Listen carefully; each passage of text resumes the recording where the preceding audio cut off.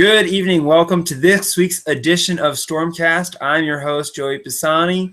We're so glad that you decided to join us for this week's edition of StormCast. We have our regular crew with us tonight, Jesse from Iowa, Dan with us, even though you can't see him tonight, from up in Wisconsin. Hello. Steven up in Montana, really starting to feel the cold up there. And we're glad to have with us tonight Sarah from Indianapolis. Just got a couple of things that we're going to be talking about with you guys tonight. First thing that we want to talk about is fall. It is finally coming. How many of you guys have been, like me, here in Atlanta, Georgia, where today, September 25th, it was 91 degrees. I'm like, when is fall coming? Fall started like 3 days ago. When is it coming? But I have good news for everyone. It is going to almost feel like it's coming, at least in the evenings. Not so much during the day per se, but in the evenings. So basically, here's the breakdown of what we're going to be seeing. You know, right now we have we've had this ridge of high pressure that's been stuck over the southeast and the eastern part of the U.S. We're finally going to see a frontal system move through, bring some showers and thunderstorms, much needed rain here to the southeast. So definitely looking forward to that. Steven can actually tell us about what fall has been like up there in Montana. So what's it been like up there in Montana lately, Steven? I mean, I know you were just last week, you were up in like the 80s, and now what's things like? It's been very nice today. It was very nice. We had a little bit of wind today, and the sun was out today. It was a perfect day. Not bad at all. Right now it's at 63 degrees outside. 63. See, that is beautiful fall weather for you right there. Sarah, how's things been up in Indiana? I mean, have you guys been pretty hot up there, or are you starting to feel fall? It has been hot. No signs of fall yet, although it's coming. It's supposed to be chilly the next few days, I think. Today was sunny again, and I'm actually trying to get my ham license, so I had a class for that today. Awesome. Yay! Yeah, that is pretty awesome. I saw that you sent it to me. I know it's, 6 weeks? It's a 6 weeks course, every Sunday from 2 to 4, so we'll see what happens. Awesome. That's something I've wanted to do for a long time. And I saw earlier this week that we had a chance of storms today. So as always, I crossed my fingers and hoped that that did not happen until after class was over, and timing was perfect. I got home, pulled up the radar, and saw a couple nice red cells and hopped in the Jeep. So awesome. I'll be posting some more pictures later, but Nice. temperatures are supposed to drop, I think, tonight and maybe be chilly the next 2 or 3 days.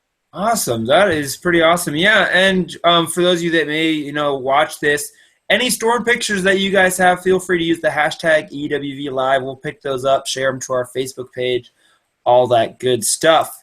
Our next topic, this brings us to Jesse. We are going to be looking at the potential for some pretty serious flooding to come through portions of Cedar Rapids over the next couple of days. So, Jesse, kind of tell us what we're going to be looking at.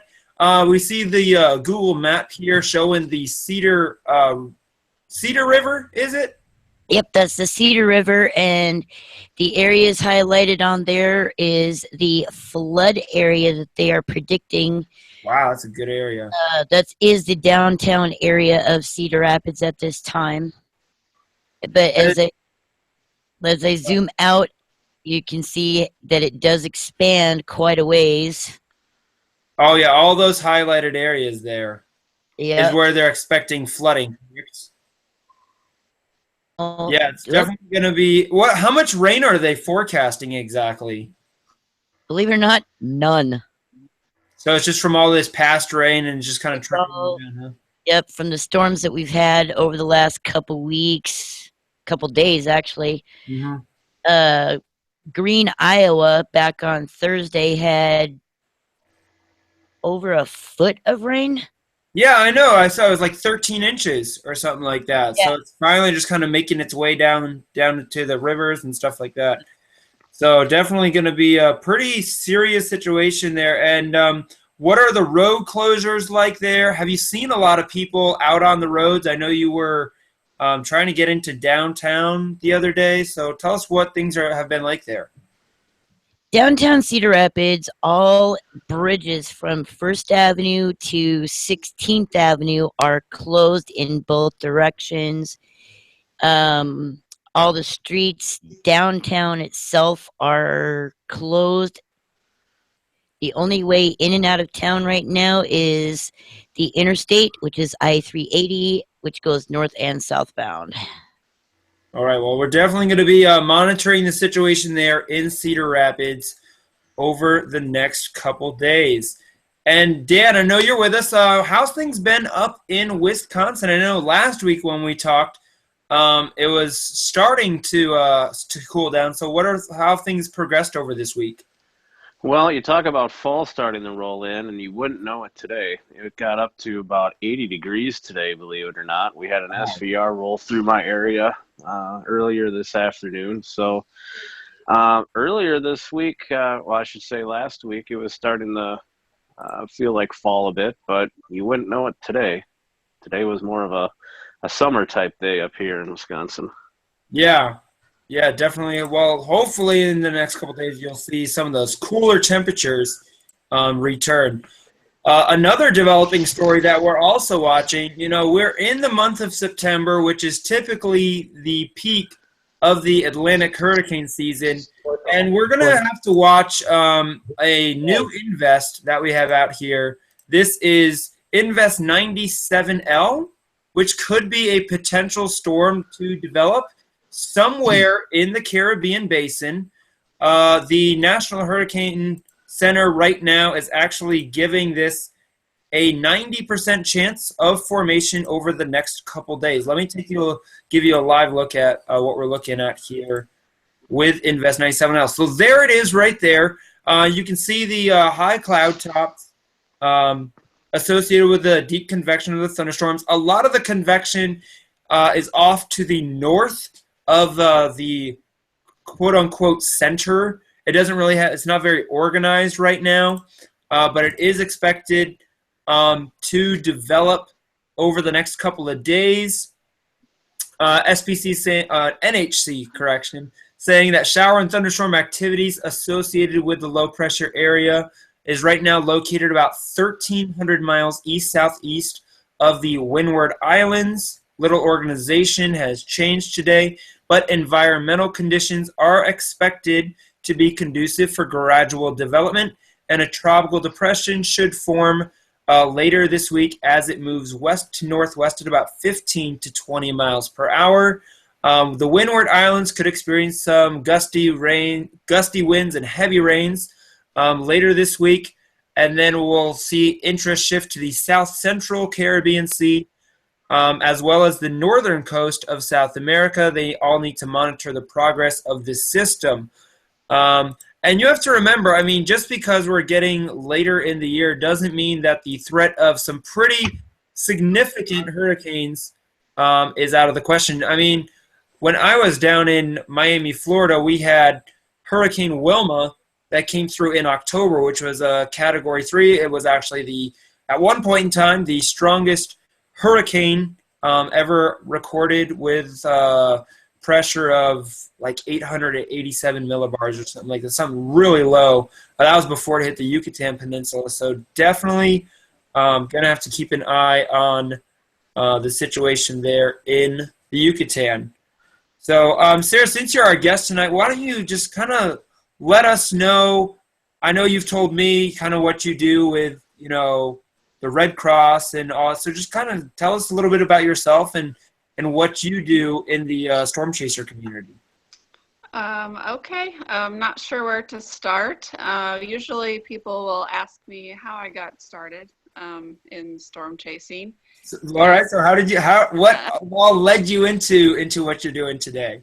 Well, a lot of people will tell you that it was their fear of storms that ultimately led them to be curious about what causes them.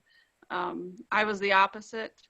I'm one of 3 children, and I was usually the one that got scolded for for being at the window and looking out, hoping to see something cool when the sirens were going off, and Mom was trying to lure us all into the closet for safety.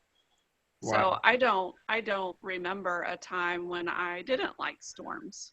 So fast forward a little bit, I got to Ball State University where I went to college, and I chose news broadcasting as my major. And so I thought that meteorology would be a good minor as something to fall back on. And so in doing that, I joined the Ball State Storm Chase team. And things just really took off from there. I was working with the storm team under the direction of Dr. Arnold, who is well renowned not only in the area, but in Tornado Alley for a lot of his research. Fantastic guy, just very, very passionate about weather. And I think he just sparked the fire that was already there for me with regard to interest. So I graduated Ball State. I am now helping them as an alumni mentor. And so I go up to Ball State every 2 weeks to help with the class, which has been very, very fun. Just to experience the class really all over again in a different role. So I'm doing that. I volunteer with the Red Cross as a DAT member, which stands for Disaster Action Team, and I'm specializing in tornado response. Awesome. So right now community. I'm sorry? Giving back to the community. Well, I'm trying. I've been chasing since '96. And I've always felt like, storms create more than just beautiful pictures. Which you take some great pictures, as you've seen. There's an element of guilt sometimes, I think, for me when, all I'm doing is capturing the beauty of something like that, and it can come along and be nothing but destructive and heartache for someone else. And so for a long time, I've wondered how I can use the passion in a productive way to help people. And the Red Cross has given me a perfect opportunity to do that. So I was, I don't know if you've heard about recent tornado activity in Kokomo, which is north of me. But I was deployed to Kokomo after the last tornado. And I also took a trip to Homer, Illinois, within the last few weeks to look at devastation there, and had a really great interview with someone who was tremendously impacted when their farmhouse was just destroyed. Core changing stuff for me, really. But we can all learn from that in multiple ways. So that's really my involvement. I'm certified with Skywarn, have been since I was part of that storm chase team at Ball State. So I renewed it just recently again so that I would be refreshed, which is always a good thing. But the new thing for me is this ham class. So I'm excited to see where that takes me and what I'll be even more prepared for next storm season. Yeah, that's something I personally have been interested in. I just haven't really gotten around to it, but definitely something that is a very useful tool in the storm chaser community is that ham radio license. So, I mean, Steven, do you have a ham license? I'm not sure if you do or not. No, I don't. Okay, but you should have a scanner. Yeah. Gotcha, yeah. So that's how he gets a lot of his information, just on his scanner. So definitely good to be able to give back. And I think like each of us have our, separate areas, whether it's, photography or Jessie here, for example, one thing that she does a lot of is a lot of the like broadcasting thing. One thing that we've like actually kind of tinkered around with is kind of starting like an online radio station to help kind of get weather information and news and warnings out and stuff like that for extreme weather videos. So we're definitely glad that you have, in a sense, found your way to our network and stuff like that. And, glad to have you as our guest on here on StormCast tonight. So that has been pretty awesome.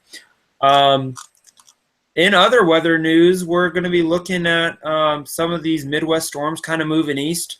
I know here in Southeast tomorrow, tomorrow and Tuesday, looks like it could be stormy and rainy, but after that, we're going to see that nice cool down. So definitely looking forward to that. We haven't had rain here in at least a week or so. So definitely looking forward to that. What? You want some of mine? Some of yours 13 inches. I don't need 13 inches. Oh man. I mean, I've already gone through that. I'm not sure if you guys remember back in 2009. Oh, right. When we had that big flood that came through Atlanta. I actually filmed that, and that's kind of what really got Extreme Weather Videos started, was that whole flood that we had here in Atlanta. I mean, the amusement park was like completely underwater, and where I work at over at Stone Mountain Park, it actually washed out a good part of the railroad track there that goes around the mountain, just completely washed out. And it took them like 3 or 4 months to rebuild the railroad track and stuff like that. So that's kind of what got me started and stuff like that. So definitely should be good.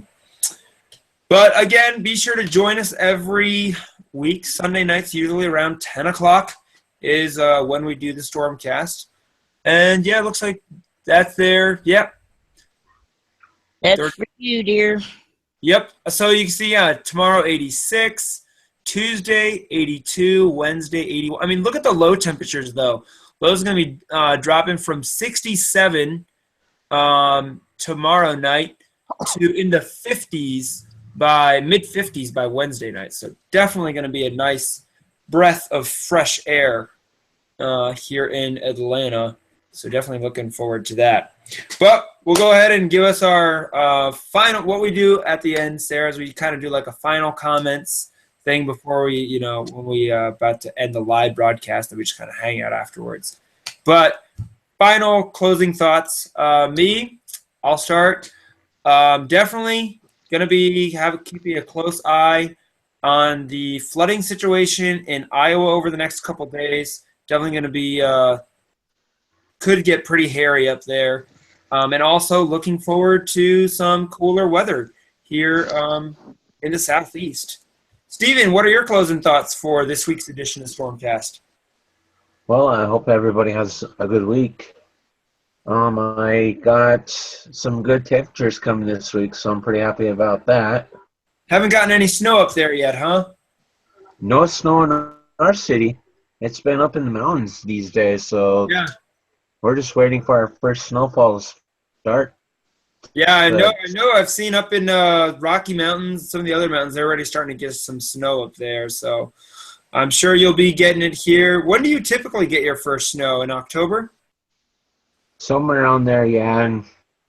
And we'll just have to see how fall goes and winter goes this year, because we're getting ready for winter. We already got our trucks ready to go for winter, and we're going to be very busy for a while starting this October. Awesome. For a whole month. But,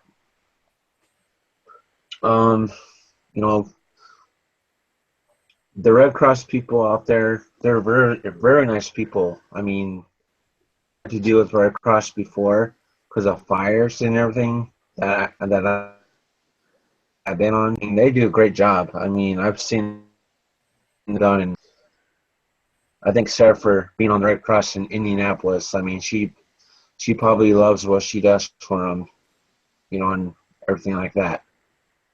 Yeah, definitely appreciate, our Red Cross volunteers.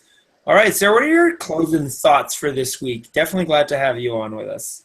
Thank you. I appreciate that comment about Red Cross. I'm humbled to be a part of that group. I really am. And, I think just by them allowing me to make a difference for people, it makes a difference for me too.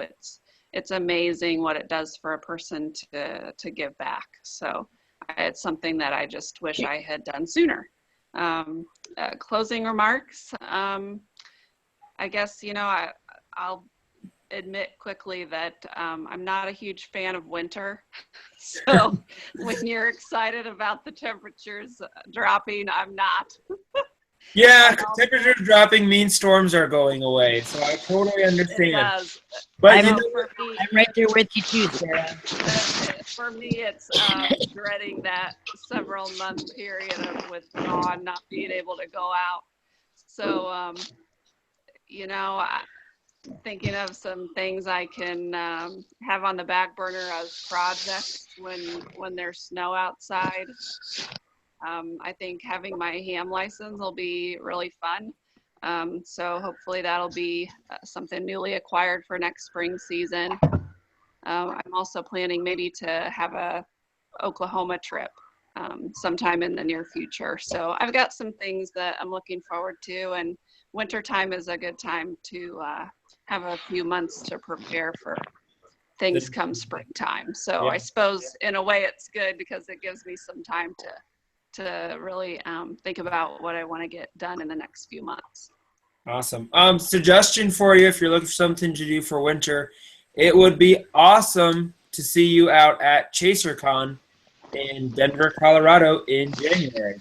I'm registered for the one here in Indianapolis.